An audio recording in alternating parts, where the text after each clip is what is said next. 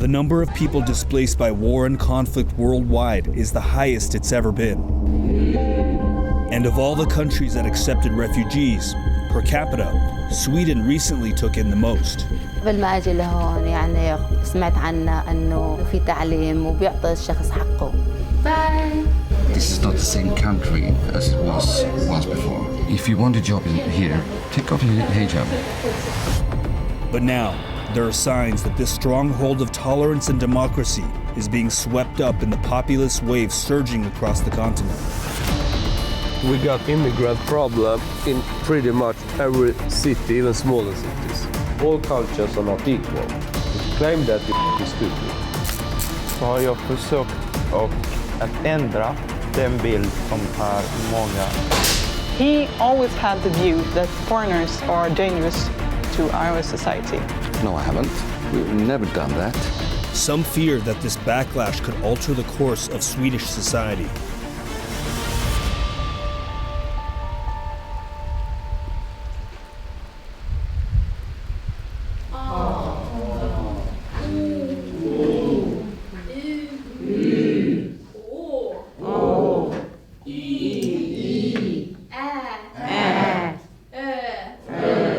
This is a free language class offered through a national program called Swedish for Immigrants. Here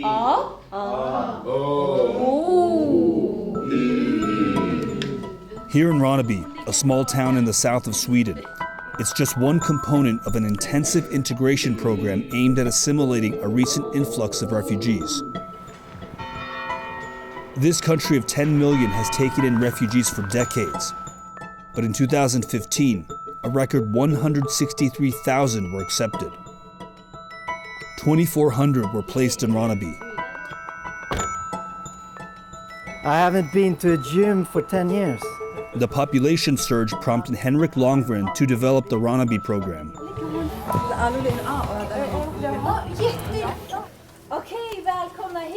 A unique aspect of his effort is a 10-week comprehensive fitness regimen at a state-of-the-art facility.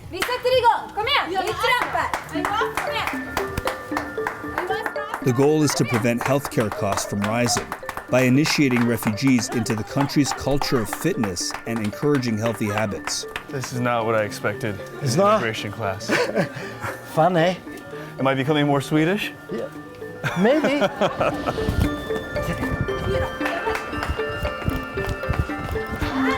I don't think I can keep up. I feel like I'm in an NFL combine. And people think we are soft. Good one. Come on, come on. Ay, ay, ay.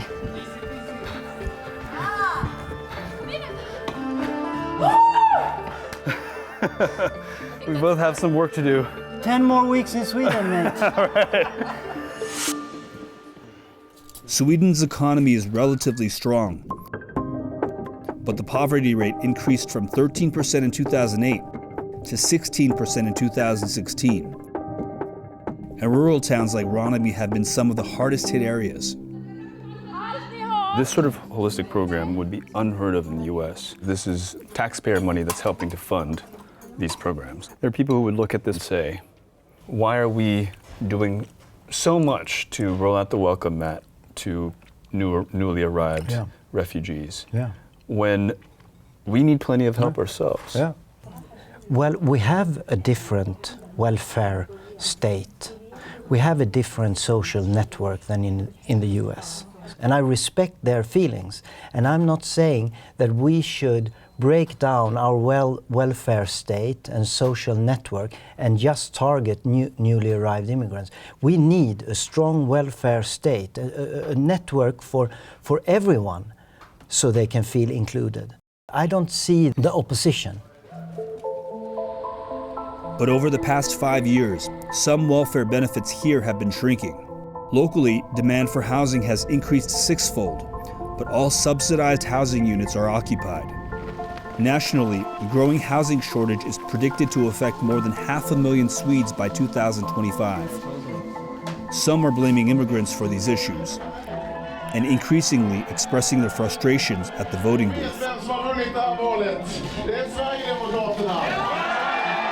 In just the last decade, support for the right-wing Sweden Democrats Party has increased from 5.7% to almost 18%.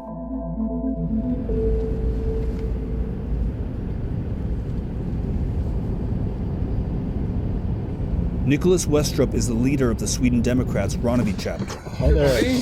Good morning. You're welcome. Good to see you again. Nice to have you. Do you want any coffee or tea? Water? People misunderstand that I really want to do everything as good as I can. And I am a very warm-hearted person. I want to be happy, and I'm happy with myself if I can help someone else.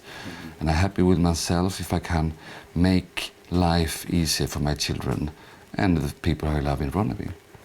I remember when I first moved here to Ronneby from Spain, Mallorca, I was 14. The thing we miss in Ronneby, I think, that when you see something that's not good or fight or some illegalities, they are not jumping in and say, hey, that's not okay. Mm-hmm. Lots of the new people who's coming here don't know what it's allowed to do or not. This is the square. This is the main. Yeah, this is the square. And there you got that with the red signs. And this is the only pub we have in town. This is not the same Ronneby. This is not the same country as it was once before. I feel that we are slowly changing the population of Ronneby. Many years ago, we had people coming in from Yugoslavia, and they have the same culture as we have in Scandinavia or in Europe. But the people from Africa, they don't have the same culture.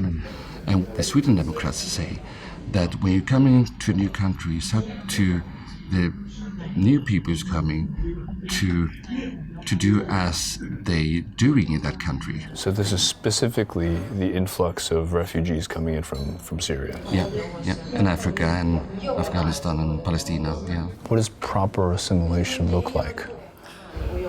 Proper assimilation is, first you have to learn the language, and then you have to do what you can to get a new job or job.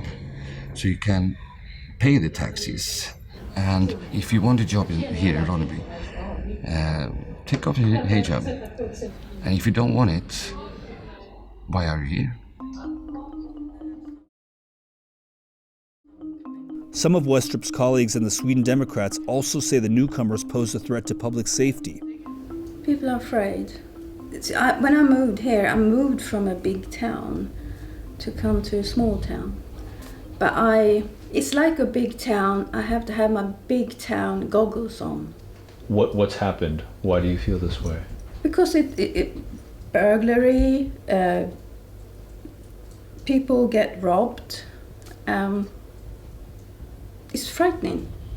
When you read the statistics, you can see I think it's in 2014, you can see that all the crimes and the rapes is just rising. It's just going up all the time. And what's behind that? What's the cause? I can't exactly say what's the cause of it. It's just that you read in the papers, people talk, and of course it happens, fights in town. It didn't happen in Ronneby before. According to a report published in 2018 by the Swedish National Council for Crime Prevention, there was an 8% increase in reported sexual offenses nationwide. Right-leaning alternative news outlets have focused their reporting on crimes committed by immigrants, namely refugees. According to Reuters, during a recent election, one of the most influential of these outlets was the online news publication Nyheter Idag, or News Today. Är de jävla dokumentärer om något? Jag vet inte. Ja, men det är klart de har varit nere i Ronneby. Ja, men det är klart att du vet vad de gör för dokumentärer. Nej, men det är det vanliga, du vet. Ja, immigrationsdebatten och hit och dit och ja, men du fattar. Varför är vi med då? Ja, för vi är allt media och det där. News Today editor Chang Frick says that sites like his are necessary because mainstream news doesn't report the full story when immigrants are involved. How would you compare your site's coverage of a story, let's say a crime, differently than, say, mainstream media would cover it? If the guy who did a crime is an immigrant to have a nationality from somewhere, yeah, we'll write that. And the mainstream wouldn't? Yeah, very often they wouldn't. Mainstream media is covering a lot of the immigrant issues, but the view on immigrants, we have to take care of them like they're small kids. They're always the victim. A kid can't be the bad guy. News are very much politicized, actually. And I'm not going to throw too much on any others, because I'm doing it myself in many sentences also, so I'm just as guilty in a way. I'm just politicizing it in another way than the mainstream, so yeah. But for you, you had no foundation in journalism. You found yourself kind of at the scene of a riot, and that really was the beginning for you? Yeah, I mean, media from all over the world came to Sweden to film this, what was going on in Stockholm. In 2013, riots erupted in an immigrant neighborhood north of Stockholm, reinforcing right-wing narratives about immigrant criminality.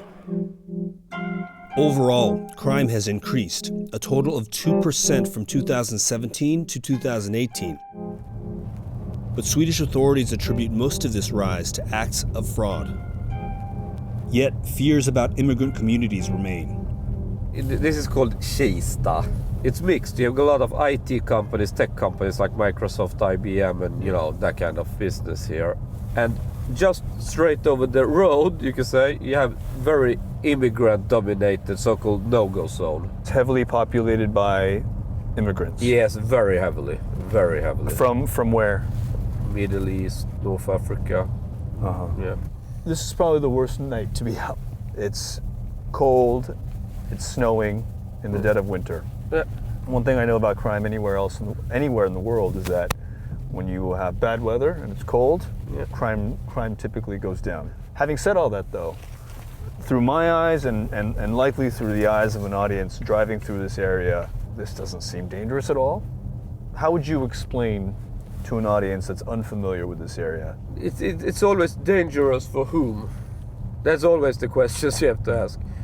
I mean, if you just have a flat there, going to work, going home, sleep, nothing will happen most probably. It's not like they're just shooting random guy on the street, no. They are shooting each other.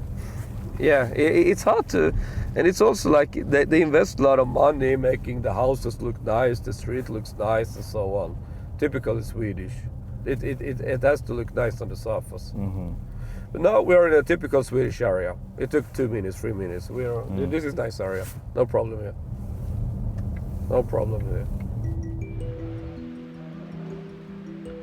Nearly 2 million of Sweden's residents are foreign-born, and some have settled into immigrant enclaves that are increasingly seen as unsafe.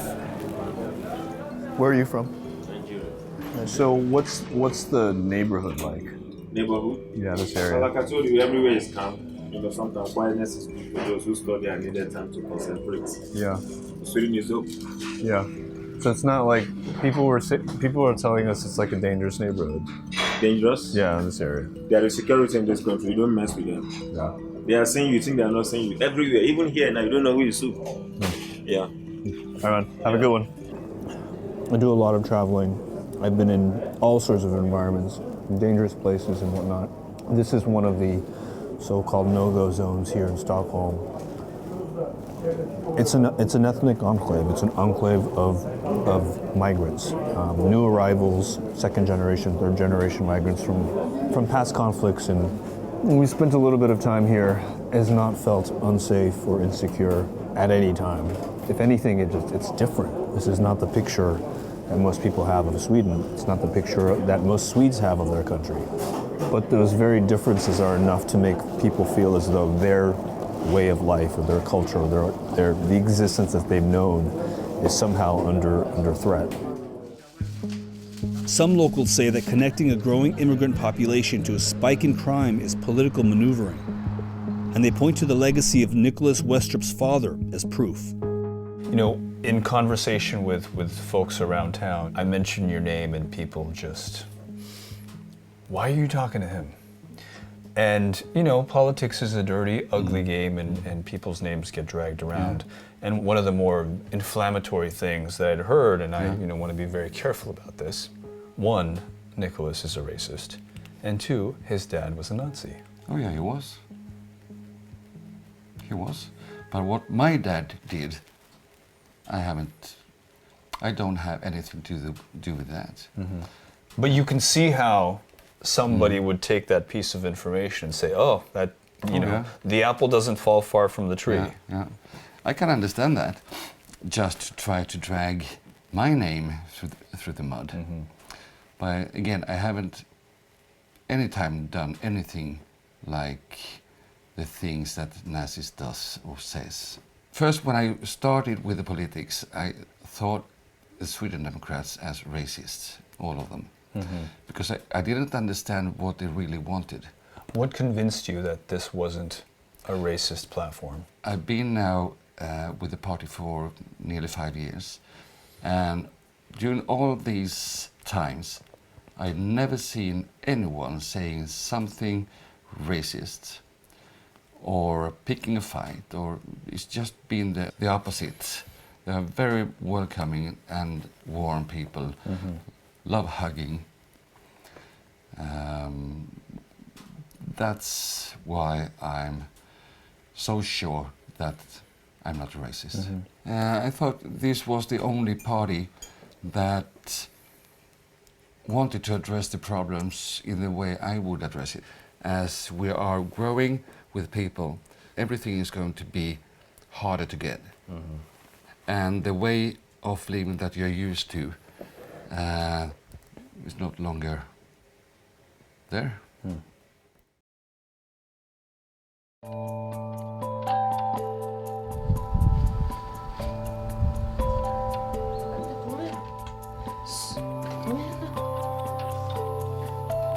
Tarek Alden and his family fled the civil war in Syria and all ended up settling here about a year ago. Tarek is one of 600 newcomers who've participated in Ronaby's intensive integration program. قبل ما أجي لهون يعني سمعت عنه أنه في تعليم، الاندماج، المشاركة، التفاهم، يعني أنه يكون الطرفين هيك بسيطين وبيتعاملوا مع بعضهم ويحبوا بعضهم.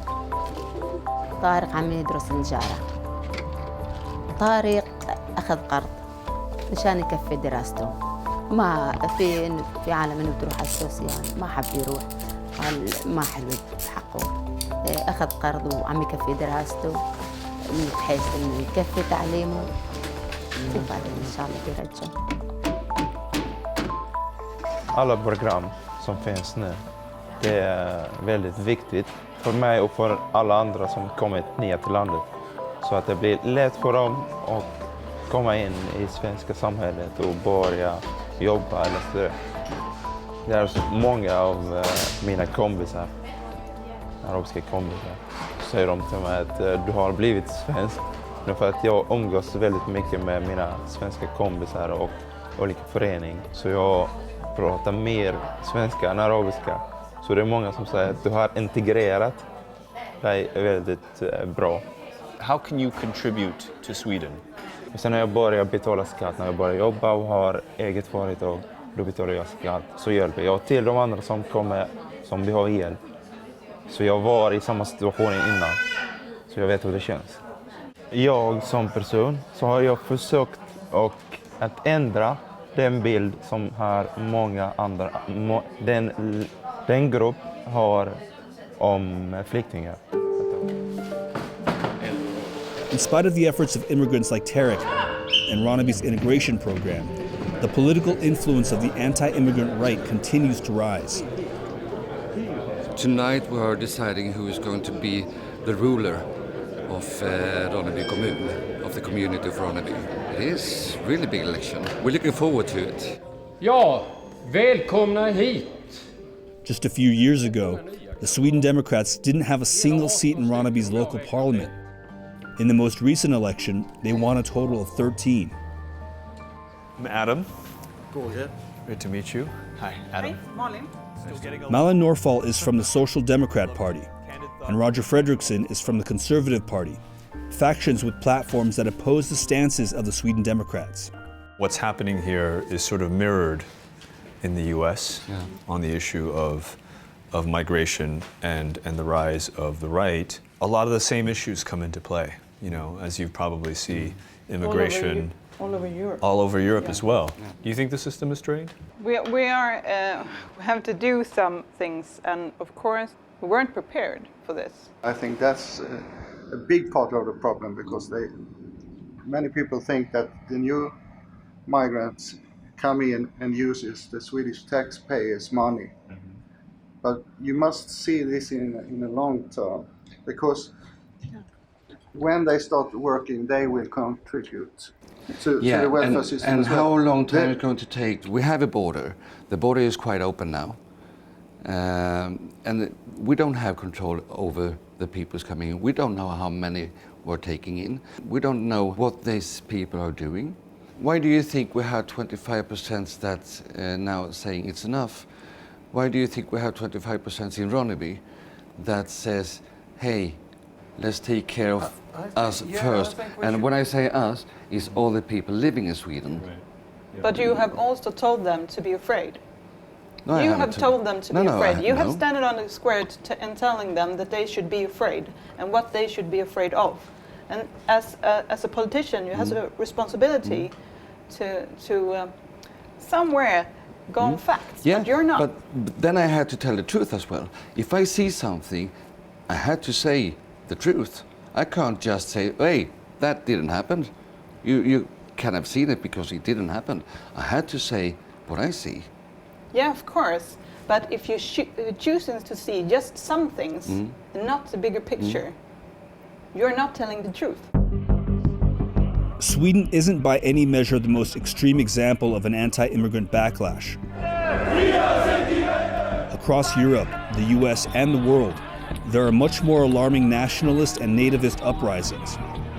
But when even a small minority in the most welcoming and tolerant societies starts tapping into an undercurrent of resentment and fear of the other, some suggest it can trigger a tectonic shift with unpredictable consequences that can take generations to restore. Sweden is always like on extremes. Now I think that it will change to the other extreme. Now everyone will become super nationalistic. So it will go too far away on that end. If it was very political correct here, it will go to the other extreme. And you think you're headed in that? Yeah, definitely.